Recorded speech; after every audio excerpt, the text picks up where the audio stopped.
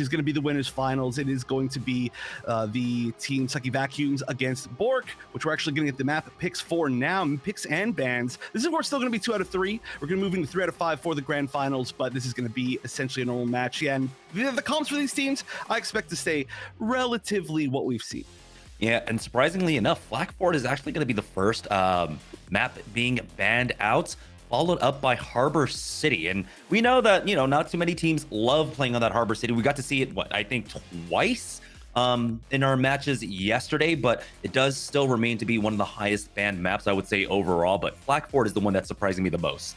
Yeah, I feel like we don't usually see flack for it, but it looks like, okay, this is all backwards, 100% backwards. We see that maybe one of the most picked maps banned immediately and one of the most banned maps picked immediately, which is going to be Ministry of Defense. We have not seen that a single time on the broadcast this time around. We saw it one time at the very final, deciding match for the previous tournament, Halloween Havoc, but this is a very rare map. And then afterwards, we're going to go to a considerably less rare map, which is going to be that Mountain R&D Lab.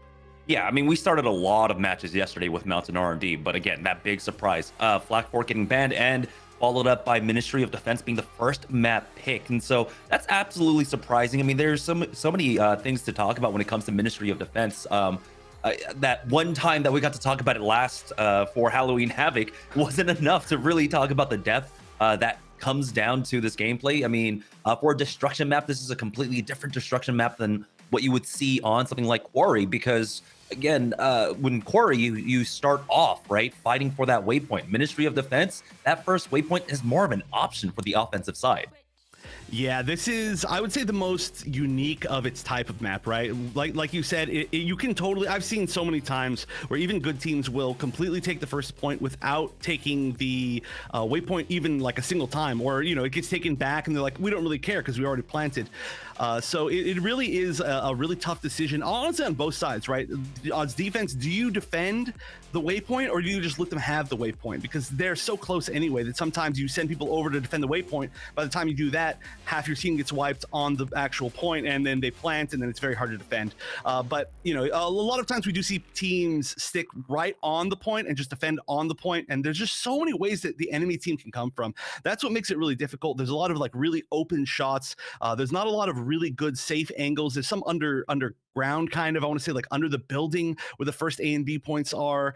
There's some a little bit further back, but overall, the reason why we barely see this map is because it can be very chaotic, and it's very hard to set a set strategy like we see, for example, like you said, on Quarry, where it's like, okay, they're pushing through middle to this first waypoint. We know exactly which direction they're coming from. We know exactly the two choke points they can come from, the stairs and the front area, I don't know what to call it, and we're just gonna watch those two. This one, it's like they could come from the main entrance, they can come from the side with the waypoint, they can come from the side on the I don't know where the building is, where the platform is up a little bit higher. They can fly over if they have flyers, and there's a bunch of different directions they could fly over. So it's not like we're just gonna sit up and just watch one particular angle just in case anybody flies over.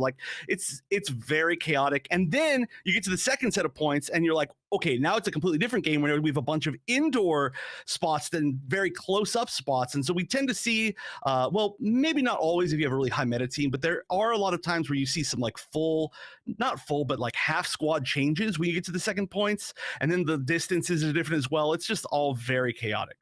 Yeah, and I think in this particular map, we did get to see, I believe it was Carl Sagan, picking up that Turn 8 Gundam, and I think it's going to be another crucial pick, especially for this map. We got to see why on destruction maps it's so good on the offense.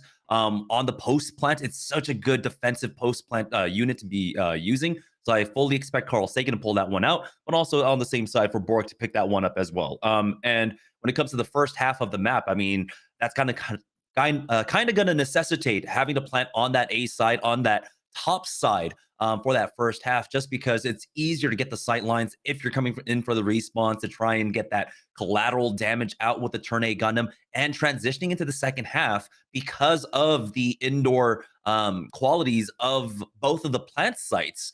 You're able to just fly over it with that Turn 8 Gundam G maneuver to really just delay and basically win a team fight out in its own. So I think this is going to be another map where we're going to see a lot of presence coming out from the Turn 8. Yeah, I could very much see that, especially on the first point. That's a site where I actually see a lot of people even like switch to Gem Sniper if they do get the waypoints, just to be able to defend once they've actually planted.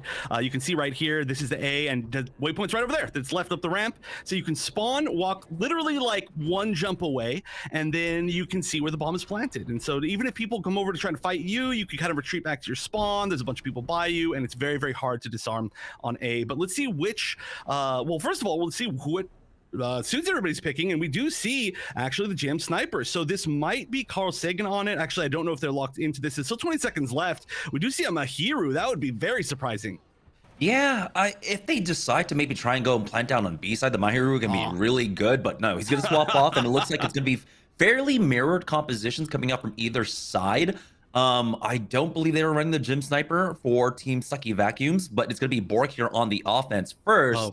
And now that big question, are they going to try and play for that waypoint? It looks like there is some presence coming out from the defensive end, but it's going to be a kind of split up defense here. You can see one player controlling that right lane that you were talking about for that high ground, while the rest of the team actually backs away to try and put a stop to any push coming in, and they are going to fight over the waypoint. All right, yeah, we are gonna hold this kind of middle ground. This is another kind of usual spot. It just comes in immediately, and Zim goes down. Of course, one of the most ridiculous Pale Rider players that we've seen in this entire series. But already you can see this fight's happening in about 3 different places. We're gonna see, in fact, the Ashmar go down, and this is just why this map is so chaotic. You can see it's just a bunch of little skirmishes. Yeah, just backing away. They've already lost one. They want to regroup for themselves. They take that high ground now, but they're able to isolate out the Methus. Nox falls, and he gets finished off. But that's going to be a 1-for-1 exchange. The Exia finally going down, and so Team Sucky Vacuums will go ahead and reestablish themselves, but the waypoint is still there. We'll see if they can try and challenge for that right now. It looks like there are respawns already coming in for Team Bork, and Listic is able to find one more onto Kaki. That might actually create an opening for them to try and go in with the numbers advantage, try and find a little bit more. Bitey has gone down. You can see even charging forward with that Pale Rider, looking for a little bit, and there it is, the space to go ahead and take back that waypoint. Yeah, this is a really heavily coordinated push to take back this waypoint. But the thing you have to worry about is that the other team is going to be spawning very, very close to the point. They have time to get back, but just barely. You can see there's already people that have a line of sight on the point. They're kind of running through that side, the building side. And that's what's so difficult about it. Like, if you coordinate to try to take that waypoint back, sometimes they just get there in time. They can sneak a plant with an Ashmar or a Methus, but great mobility and great coordination by Team Sucky Vacuum so far.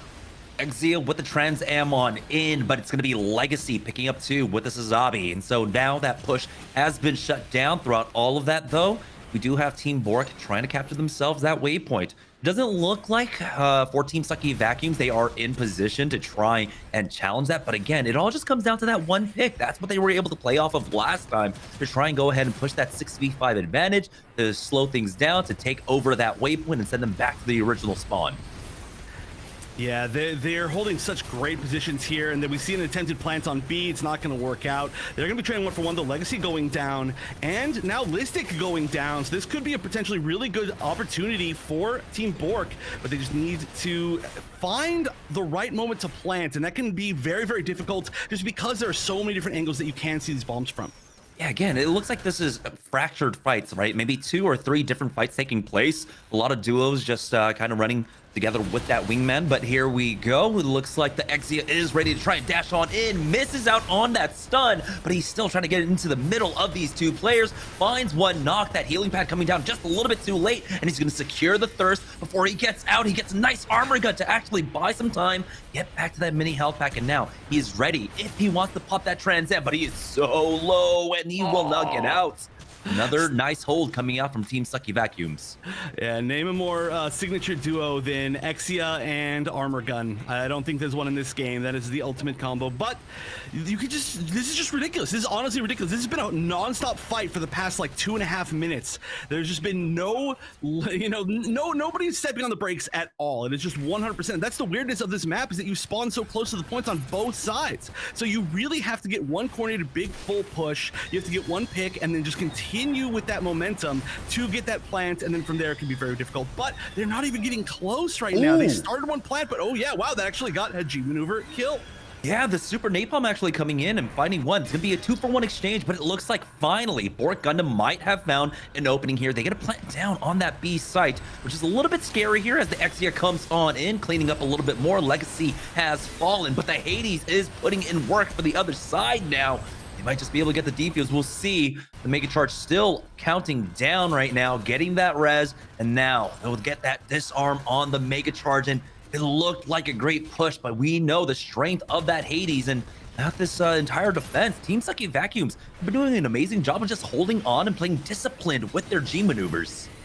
Yeah, they ran into the, okay, so it's just gonna push again. Well, this is a little bit of maybe almost too much aggression from the side, I think, of Bork Gundam. They are just pushing in non-stop in no particular order, and you can see that they're just getting kind of picked off one at a time here. They're just kind of walking in a row, and it is very difficult to find the right spot to approach here, but this is probably gonna be essentially a full team wipe. But by the time, of course, that, you know, all of these suits are dead, they're just gonna start respawning nearly the same spot. And yeah, look at this, they're just rushing and they're just trying to find a moment. Of course, now there's no more time left. Will they get their single plant? It doesn't look like it, and that will be held at point A.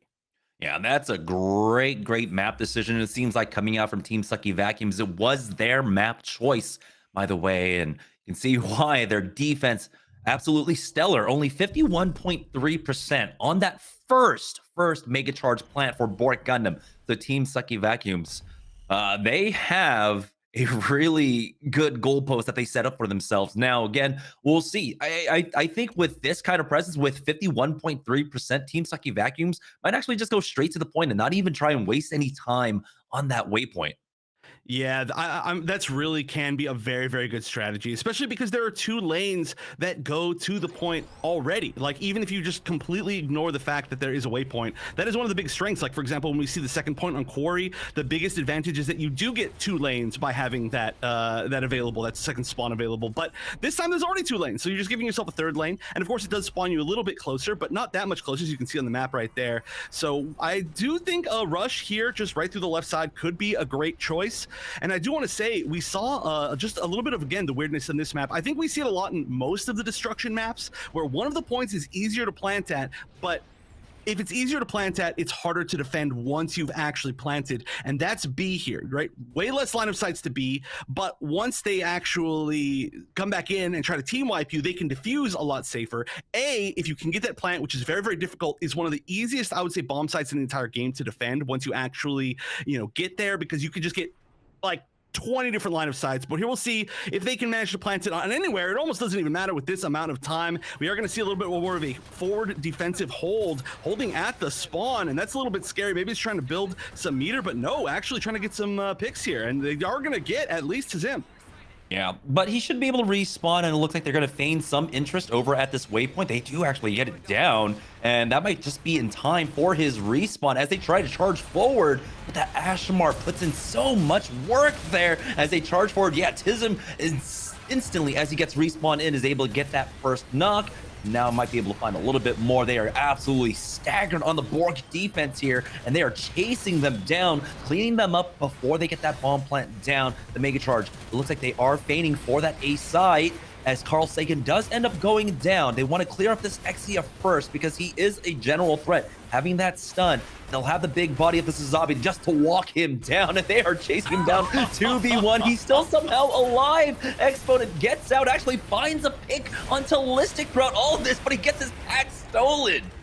Okay, you can only run away from the entire enemy team for so long. It was a very valiant attempt, did a lot of damage, delayed them a really long time, but we'll see if that amount of time that's delayed is going to matter. We are getting, oh, very nice. We're going to see the Pale Rider from behind. That's going to be Tazim going down, and we are going to prevent the plant for at least a few more seconds, but with this many people on point, eventually the plant is going to go off on B. They only need about half the time, and they do have a pretty solid numbers advantage here.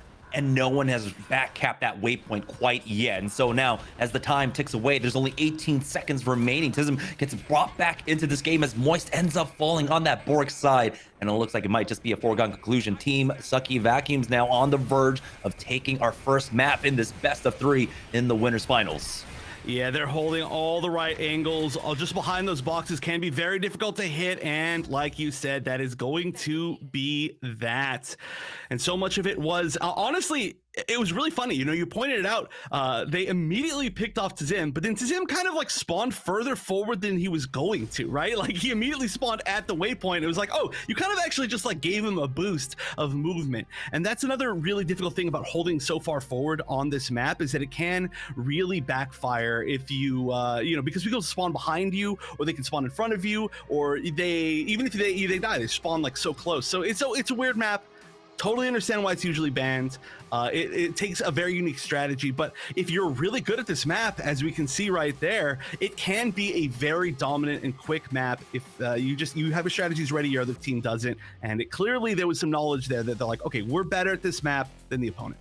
Yeah, I mean, it did come down to just that understanding of what happens. If you try to push that left side, that leaves them a little bit overextended or undermanned on that right side. So you saw an instant pivot, right? Tism ended up going down on the left. They quickly go to the right to take that waypoint on over. And like you said, he gets that forward spawn, gets brought right back on in. But it was the Astromars from either sides really being able to connect with their fire there and following up damage with that Pale Rider. Again, we're seeing why the Pale Rider is still just basically 100% pick rate throughout all of our matches. It's just such consistent damage and one of the highest DPS in the game. And one of the highest healing in the game too, which is what we were talking about earlier, which is really funny, but it's true, quite honestly. Also, we saw a good use of which is we don't get to see all the time, right, of the grenade, the slowing grenade, which I can't actually remember the name of, EMP grenade or something like that. And it's not used all that often, but you do have the ability to like hit an Exia with it. It can be one of the main ways that you can stop it from escaping all the situations that it really wants to escape from. We see it a lot, of course, against some of the melee suits if they are within that range, but we're not getting as many melee suits right now. So if you can't hit on that Exia, it can be a game changer. Of course, we did see that amazing chase sequence. We should have added some Benny Hill music there of the Exia V4 just running for its life for about 20 seconds. And honestly, that was almost a really good delay, but not quite enough. And honestly, a very surprisingly strong first match. You know, both of these teams, I think they have just basically nobody stood up to them the entire time. It's been just clean 2-0s the entire way through. I expected this to be a relatively close set, and it still could be. It might be map unfamiliarity. We are going to go to a much more familiar map now, but that was pretty dominant. Yeah, Mountain R&D, I feel like this is basically when we swap off and we might actually see the Sazabi coming out from the Bork side. I don't know if they actually ran Sazabi at all yesterday, but with how strong that our team Sucky Vacuums are running with that standard composition, basically exactly what we saw coming out during Halloween Havoc, that Bork might want to try and adopt that as well, because they need a little bit more HP, because it's not going to be as easy to punch through, right? Again, he was doing an amazing job, I would say, Legacy, on that Sazabi. He was very rarely going down on that map. I mean, granted, it was a short one, right? With, I think, total match time of like 6 minutes or something like that. But he was doing a fantastic job as that Sazabi on a map that particularly sometimes can be a little bit difficult to play because of the long sight lines. Yeah, of course, you know, we've talked about the two players from Team Sucky Vacuums a good amount that, or sorry, we've talked about one of them a good amount is what I was going to say. We've talked about Carl Sagan a lot, the two of the kind of original Team Sucky Vacuums players, but we haven't actually talked about Legacy all that much. Of course, an extremely strong player. I think that the original Legacy team may have been the first players to hit new type. I'm not 100% sure on that, but I'm pretty sure. I do remember running into them on ranked, and it was matching me up as a silver against them because there was just nobody. They climbed too fast, and I remember being super salty. They were like, GG's, as they camped us in our spawn, and I was like, no offense to you, but not at all. I was so salty, but it was great. It was great to like experience that and actually fight against these good players. And I'm like, oh, this is how the game's supposed to be played. But yeah, very, very well known. Of course, they were the winners of the very first tournament in the series, the Pilot Showdown. Of course, that was with them too, with 4 other different players. But this time around with their ridiculous all-star team, it's just great to see Legacy and Carl Sagan back. Of course, we keep hearing that Carl Sagan clip. And these two are just, they're so legendary. And I'm glad that they are continuing to be legendary.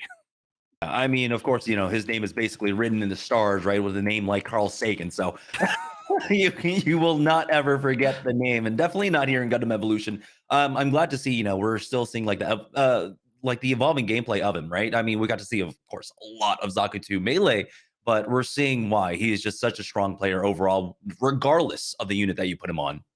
Yeah, we actually saw, I think Kosing was on Ashamar on this previous map, at the very minimum on defense. It's a little bit hard to see all the switches that go on, but we have seen, I think, like 4 at least suits from Kosing over the course of this tournament alone, which is very, very impressive. And a lot of them that don't play super similar. We've of course seen, well, you know, going back to seeing a Zakutu melee player now being almost primarily like sniper players playing the turn A and the GM sniper on the, like, for the Harbor match that we saw yesterday, and then seeing now, you know, like the Ashamar. It's just like this is clearly a player that can kind of do whatever they want, and that's super important on a team that needs to be flexible, and clearly it is paying off. But I'm excited to see how this matchup changes, especially with the team comps, right? We could see a lot more close range team comps, and we are actually going to see potentially the RX-78, which is I don't think we saw in the last map. I believe no. Bork Gundam were playing the RX-78. That's you're right, the big swap off that I was really asking for, right? They were doing this as well on Mountain R&D, I believe. Where we were talking about the Hyper Hammer can be great as an option up against the Suzabi, but on the other side, yeah, Team Sucky Vacuums are going to stick with old standard, but they do have actually turn A coming in favor of the Ashamar instead, and Legacy gets burned down, so the Hyper Hammer, immediate value for him, as Tism will also go down to that Exia. Oh, everybody's going down. Almost everybody on both teams now. I think there's only about 3 people left up in the match at this point. That was one of the closest trades, but it does seem like, I believe it was Bork Gundam that had more people up at the end of this. No, wait. Yes, yeah. It is Team Bork Gundam that is up at the end of this. They got a few people on point, but this is going to really come down to what kind of happens in the second fight. They've already established themselves here on the high ground. They need a little bit of help with that Hyper Hammer up top, but they end up losing out on the Mephis in the back, falling backwards. 1 HP, he will fall, but just before he does end up getting that res, it's going to be a re-knock onto him, and now the point is still getting fought over. We got 30 more seconds remaining here, it seems. Here's the res out onto Nox, and so with all that done, Team Sucky Vacuums will get right back onto the points, and it does flip, and so they'll get fairly close to it, only about a 9% difference before this one goes on over to C. And you can see now they're going to retake height for themselves and get ready for that transition over to C while picking up some more kills. Oh, that's great. And the fact that it's a stagger too, they took out about half the team. And so, for example, right here, if they get this pick, there's just nobody to back that player up. And of course, we've talked about a million times before. I'll say it again. If you're winning at A, you're winning at C immediately. It takes literally 2 seconds to get over, and immediately destroying the RX-78 G maneuver. There is no chance of throwing that out into the open without it getting destroyed.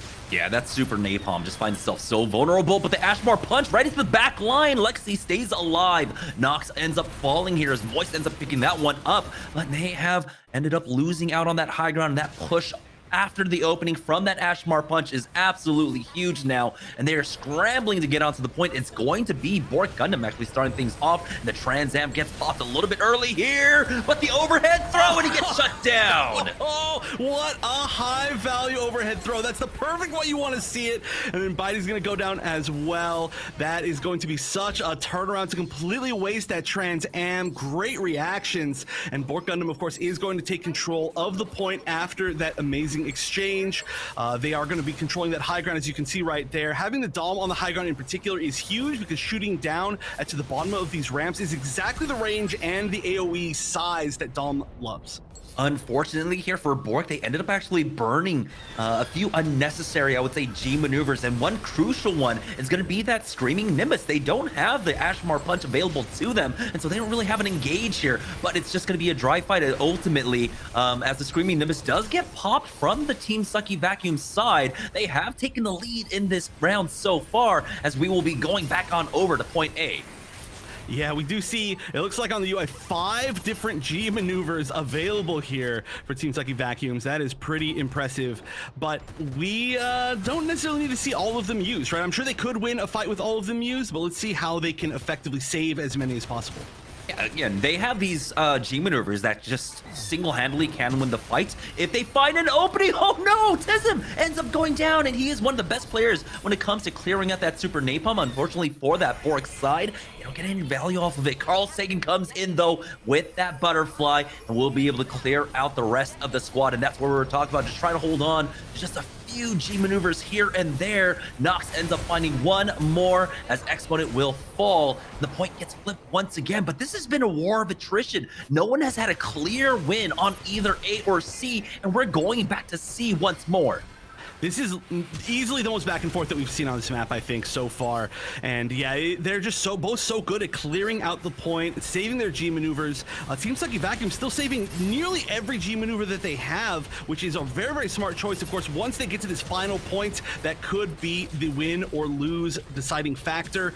And right now, this super aggressive hold, which we've seen quite often on this map, is working really well. They're definitely going to hold A towards essentially the end. It's going to move back over to C again. No B spawns at all, which is for some reason something that happens a decent amount on this map, but this has to be the big G maneuver moment once this unlocks in about 20 seconds. Yeah, Exponent, we'll see. Last time he went head first into a turn A. This time around, he just gets into the back line, creates so much havoc, and is able to back away just in time. That's a 1-for-1 exchange, though. The Gundam has gone down, but that's for that Pale Rider. 33 HP. This time, Exponent will fall. Now popping that Trans Am. He will be able to come back into this fight with it.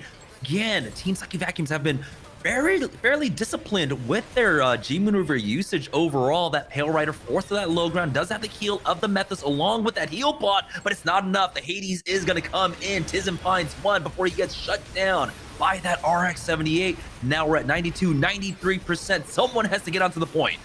Yeah, and we still have the funnels available. Oh, no, I'm sorry. The funnels just barely used right as I said that. My bad. We're about to have Screaming Nimbus available, which is, of course, one of the best defensive options. Oh, no, I'm sorry. Besides that's going to be available on the offensive side, so we need to see that to take this point.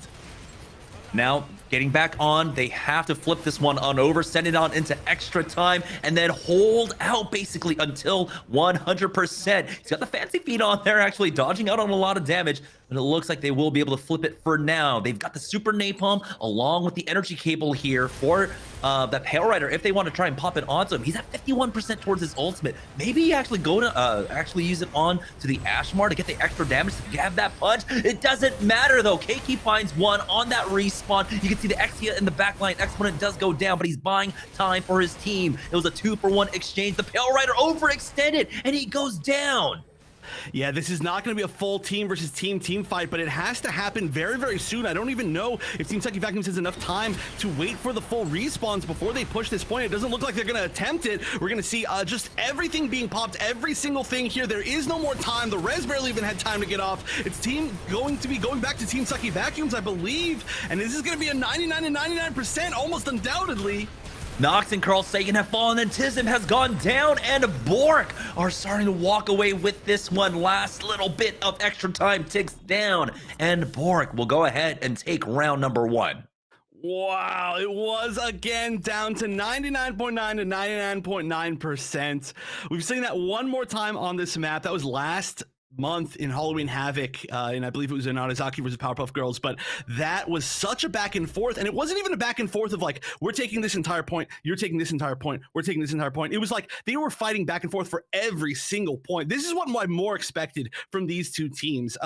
I still think, looking back, that we may have just had a map unfamiliarity issue going into that Ministry of Defense, which is understandable. But this time, this is the match that I'm trying to see. That is a sick one.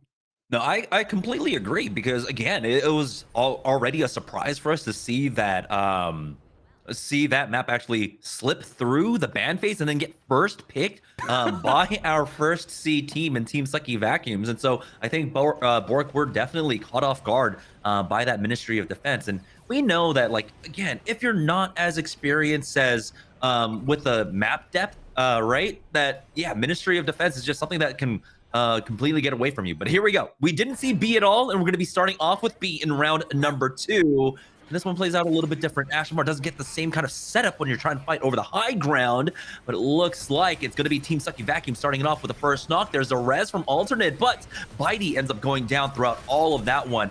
Overall, it seems like it's going to be Team Sucky Vacuums with the man advantage until that res comes through onto Listic.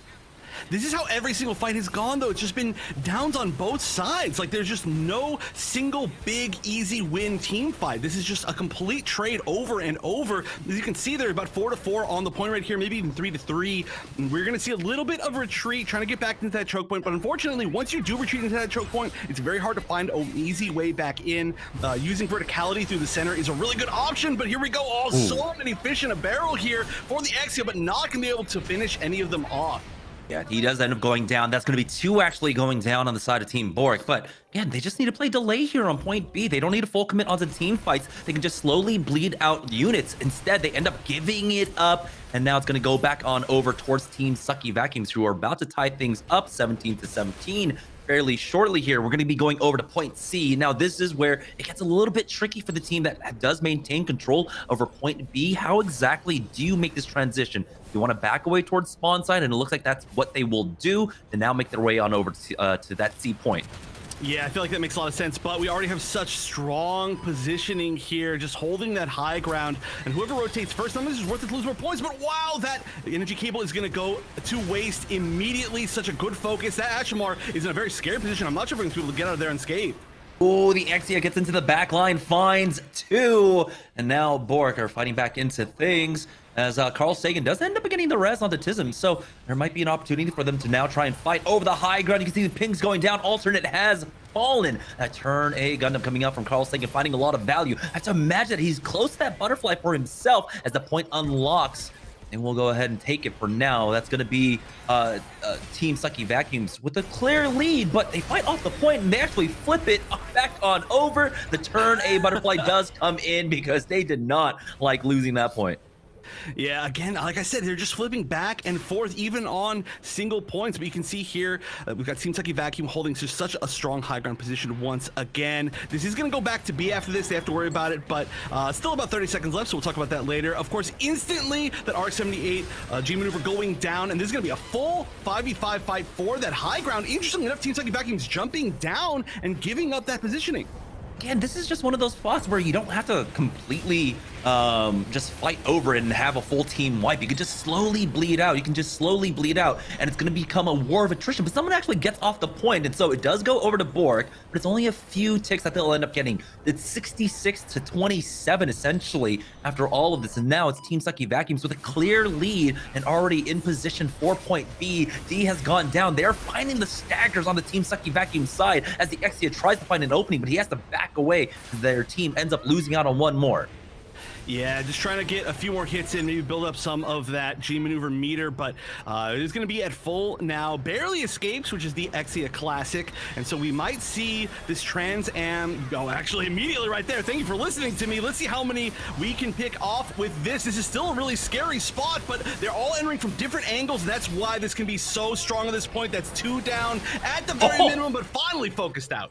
The boys show up and slide in as a 3-man there to finish him off. But it was a great defensive hold coming out from Team Sucky Vacuums. Of course, starting it all off with that Screaming Nimbus and then following it up with that Hades. Just such a potent combo. Create space for your Hades, who's already doing massive amounts of damage. We'll go ahead and pop on that Hades, do even more. And now we're at 85%. You can see the drop down, but it's instantly thwarted, biting the first one to fall. But once again, somehow Exponent is always finding these picks, and now the man advantage coming out from Bork. They have to play for overtime. They have to play for C. And we're going to have that transition once more. And all Team Sucky Vacuums needs is about 5% to send this over to round number 3. Well, just taking it for that much time was huge, actually, for Bork, because that means that they cannot win on that B position, and it seems like B has been pretty well controlled by Team Sucky Vacuum. So I know that Bork wants to get back to the C points, and they do have this one final opportunity. That is going to be an Exia going down. This team has been so good at targeting Exponent in particular, just like not allowing that Exia to sneak out a single time. The turn A G maneuver is going to be huge, and it's going to fly so far above everybody's heads. It's going to be so hard to target, and that is going to be a really great position for the opening of this point C, and they only need 1.3% more. Will they get it immediately? And I don't think they have any G maneuvers on the defensive side. Legacy ends up cleaning up Exponent once again, and the Super Napalm was there, but it was just way too late. Team Sucky Vacuums doing a great job here, and really When it came down to our A and C fights, it looked 50-50 in both of our rounds, right? Going either Mhm. way. But once it came down to that B site, it seemed like Team Sucky Vacuums did have a better grasp of how to play that one out. Yeah, I think too, it may be a little bit of a team comp thing. I do see Sazabis do quite well on that point. And we do see, we saw in like, for example, some of the team fights, like, you know, when we did have that funny moment where like two suits slid in at the end and took out the Exia, that we saw like Legacy was one of the ones there. And he'd already helped in taking out the pretty much the rest of the suits on the team of Bork's side. So I think just it's very hard to get around a big shield unit in such a small space unless you're particularly targeting it. And as we saw, you know, the Exia with the great options with the melee was definitely targeting some other things. So it might be a team comp thing. Turn A as well, of course, can get a ton of collateral damage within those tiny little hallways. It's a very, very common thing with only a few little openings. So we'll see what happens immediately because we're starting off here on point B and it's match point for Team Sucky Vacuums. Marasai pickup as well. So this is going to be interesting now as they try to charge on in forward. Get that initial pick, but you can see either side actually joining in from different corners here. Exia going in, but he's only got 61 HP. Mighty and Exponent down. So a good defensive hold coming out now from Team Sucky Vacuums. Point's going to unlock in 10 more seconds. They're winning out this fight handedly, finally losing their first unit, but it's just Listic going down, and they should be able to get him back up. That's almost a full team wipe, and they only lose out on one. Yeah, this is just immediately looking so strong. It has been really hard to kind of fight this this coordinated team push here, and of course this ridiculous Pale Rider tracking, which will always impress me. Impressed me last month, impressed me this month as well. And you can see immediately just all the headshots in the world. You can't even take the high ground against this Pale Rider. It is always this Pale Rider's turn. Yeah, and he's able to just funnel them in, right? Glitch will go down, though. Marside might have been able to find that hook on in. Exponent trying to find his way into the backline. It was a double flank coming out from the Mara side along with that Exia. Now, as they try to get onto the point, Bork will get thwarted. They just actually stepped off the point for just a split second there and ended up not flipping it. So it's going to be almost full value for Team Sucky Vacuums here on B. What was a little bit more of a split here on B is going all the way now for Team Sucky Vacuums as we swap on over to point A. Yeah, it's looking to be the exact same thing that we said before. B is just really Team Sucky Vacuum's spot. So again, Bork Gundam needs to just take control of this A side. They need to get there preemptively somewhat if they can. Of course, it's a little bit too late for that now. But they need to just take control and just run with it here and hope that we just get A to C spawns for a while because that B spot's not working out for them. But right now, they got to fight through this super offensive hold. Yeah, but importantly here for Team Sucky Vacuums is that they basically find 3 staggers. Carl Sagan does end up going down, but it's a 2-for-1 exchange for him, and his 5-man team is still up here on the high ground, maintaining that glitch, ends up getting hooked in and taken out, and so now things are looking a little bit dire. Exponent has popped that Trans Am, but he hasn't been able to go in quite yet, and he still has to worry about the threat of that Turn A Gundam. As the point unlocks, it is going to be Team Sucky Vacuums that do have position over it. Moist ends up finding one. Carl Sagan has gone down. The Hades has been popped by Tism, but he doesn't find enough quite yet. Staggering through just a little bit, and now they're finding it a little bit difficult to finish off this fight, but they ultimately will. Now it looks like things might actually turn in their favor, as this time around it's not going to go back over to B, it's actually going over to C. Yeah, this is the one big chance for Bork Gundam to stay in this. They are going to have such good positioning here. They're holding the high ground. They're holding a little bit closer here with the Exia, which is going to be, like I said, such a good option. Wow, great mobility, honestly, from Legacy right there to not get hit by the melee attack. Just hearing maybe the charge, using that audio cue, it's very, very smart to stand at that corner like that. But we'll see if that can help them push and retake this spot as he's moving to C immediately. Woohoo! He dodges out on that overhead throw, but Nox is right behind to finish him off. It's still a war of attrition here as Carl Sagan does get brought back into this one. So now they lose a little bit of presence here on the high ground. Point swapping on over to C. It's 63 to 28%. And now they need to make sure on this cross that they're able to spam them out. And you can see that they do have that Dom up there just to spam them out and create a lot of space, buy enough time for the full team to regroup here on the high ground. We do have the Turn A Gundam, but here's the Screaming Nimbus to buy some time, buy some space as this team goes ahead and backs off. Carl Sagan has been finished off, but D ends up giving his life for it. They've got the Hades behind this for Keiki, and now it looks like in these outer fights, it is going to be Bork that comes out ahead. Yeah, they've lost a lot of their damage. They've only got a few suits left. Well, I'm sorry, on the side of Team Sucky Vacuums, they only got a few suits left to try and push this. So we are going to see probably a regroup, which is the smartest choice right here. But this is, I mean, I was saying it, this is exactly what needs to happen. They need to find a way to retake, especially this high ground. We haven't seen any pushes from the other side while somebody's holding either A or C, which is something that we've seen a lot in the other maps. But right now, it's not happening. We're seeing, oh, a great pick, though, on the exit once again. Exponent has just been targeted down so efficiently over the rest of this map. And now the high ground going to Team Sucky Vacuums. We'll see if that works, as we can see so many people going down to that turn A. Yeah, it is going to be swapping on over to A, by the way. So we're going to stay outside. And that actually might be the finish of this game. I believe, yeah, it's going to be the last point to fight over. You can see the value once again being placed onto this high ground, making sure that Tism can succeed on this Pale Rider from here. But Exponent has been doing such a great job of just being a constant nuisance and a threat. You can see now he gets into the back, actually misses out on his stun, and that's a charge forward from the other side as he needs to back away. 119 HP. He gets chased down into spawn, and now things are looking pretty bad, but actually it looks like the point unlocks. It's going to be A to finish things off here. Yeah, we are going to see Team Sucky Vacuum holding this initially. Things, once again, are looking so close to each other. This is going to be essentially the final push. They need to make it happen here. They're pushing directly up the ramp towards the high ground, and immediately we're going to see 2 players on the side of Bork go down, 3 players go down. Tism gets traded, but I don't know if it's going to be enough. Keki goes down as well, and I think that's probably going to be it. Only 1 player left up on the side of Bork, and there's 5% left. If they can get on point, maybe they can get one more push, but this is going to be tough. Yeah, someone needs to touch right now. 99% overtime ticking away, and someone does touch. But that means they're staggering in. Moist, Exponent, Bitey, Alternate, all down.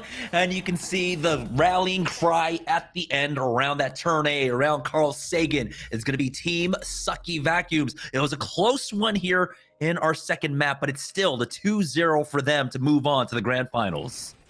Yeah, that was, again, though, that was the match that I wanted to see between these two. For sure, these teams are very, very close in skill, and I'm really excited to see what happens if potentially they do match up against each other again in the grand finals, which is very, very possible, assuming one of the two can overtake Powerpuff Girls. But that was a very clear, like, story, right, of that map. We talked about it. Most of the map, B was 100% going to Team Sucky Vacuums. Clearly, as a team, Bork needs to kind of like figure out a strategy more for that point. Just whatever they're doing isn't particularly working against Team Sucky Vacuums, whether it's a team comp thing, whether it's a targeting thing. We saw a lot of like EXO going around and making these dives, and there wasn't like a coordinated push like alongside it. So I'm not sure if they need to push, or there needs to be less of an offensive strategy, or what. It's just something, right? I'm not good enough. I'm not smart enough at this game, obviously, to find out the answer, but for whatever it was, it just wasn't their site. And the other sites they were doing great at. They almost made the entire comeback just because it went from A to C to A. So whatever they're doing on those sites, perfect. You can improve upon them, obviously, but you don't need to worry about them. Whatever they can do on B, they have some time to think about it, right? They've got another set. They're still in the losers bracket, and if they do end up on this map again, they got another chance to try it. But Team Sucky Vacuums, with their all-star squad, unsurprisingly, will be our team in the grand finals on the top side.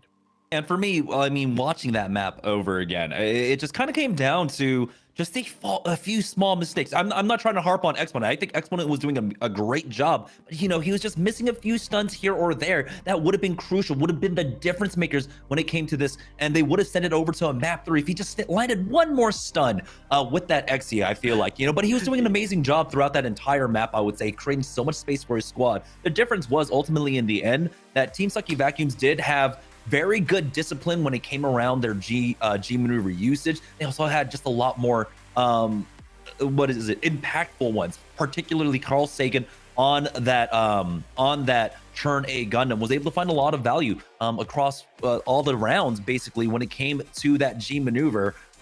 We did see the Ashmar getting a little bit of value, but I feel like, you know, at this point, like, maybe the Ashmar might not be the pick for them, or that Marasai also didn't get as much value. So I don't know. There are a lot of different ways that Team Bork could have approached it. Still, though, I think it was a great match between the two squads.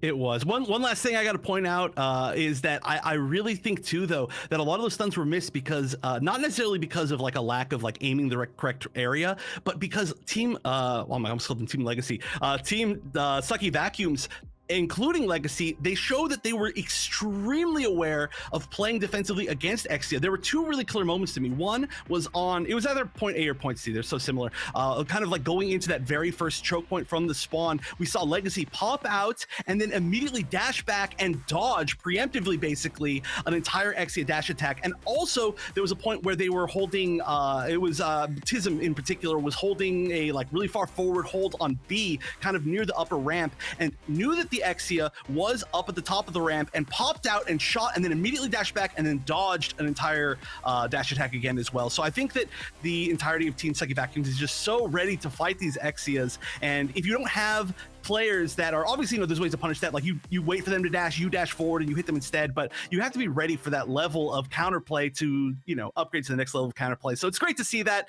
super amazing play from Team Sucky Vacuums, and they definitely earned their spot there. But it's still all up in the air because we do have, of course, losers finals coming up next, but that is going to be after a short break. So we will be having Team Bork going up against Team Powerpuff Girls. You're not going to want to miss that, so don't go anywhere. We'll be right back after this.